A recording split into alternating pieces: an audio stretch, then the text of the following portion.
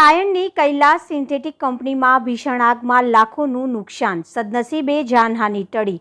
સુરત જિલ્લાના ઓલપાડ તાલુકાના સાયણ ગામની સીમમાં આવેલા બાલાજી એસ્ટેટ સ્થિત કૈલાસ સિન્થેટિક નામની યાન બનાવતી કંપનીમાં આજે વહેલી સવારે આશરે 7 વાગ્યાના અરસામાં અચાનક ભીષણ આગ ફાટી નીકળી હતી। શોર્ટ સર્કિટના કારણે આગ લાગી હોવાના પ્રાથમિક અનુમાન સાથેની આ આગે જોતજોતામાં વિકરાળ સ્વરૂપ ધારણ કરી લીધું હતું, જેના કારણે આખી કંપની આગની ઝપેટમાં આવી ગઈ હતી। કંપનીમાં યાન અને અન્ય જ્વલનશીલ સામગ્રીનો મોટો જથ્થો હોવાથી આગ ઝડપથી પ્રસરી ગઈ હતી અને મશીનરી સહિતનો સામાન બળીને ખાખ થઈ ગયો હતો।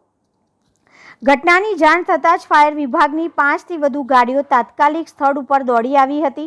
ફાયર ફાઇટરોએ પાણી અને ફોમનો સતત મારો ચલાવી ભારે જહેમત બાદ અંદાજે 4 કલાકમાં આગ પર સંપૂર્ણ કાબૂ મેળવ્યો હતો। આગ લાગતા જ કંપનીમાં હાજર કર્મચારીઓ સમયસર બહાર નીકળી જતા મોટી જાનહાનિ ટળી હતી। જોકે કિંમતી મશીનરી અને યાનનો જથ્થો બળી જવાથી કંપનીના માલિક જીગરભાઈને લાખો રૂપિયાનું મોટું નુકસાન થયું હોવાનો અંદાજ છે।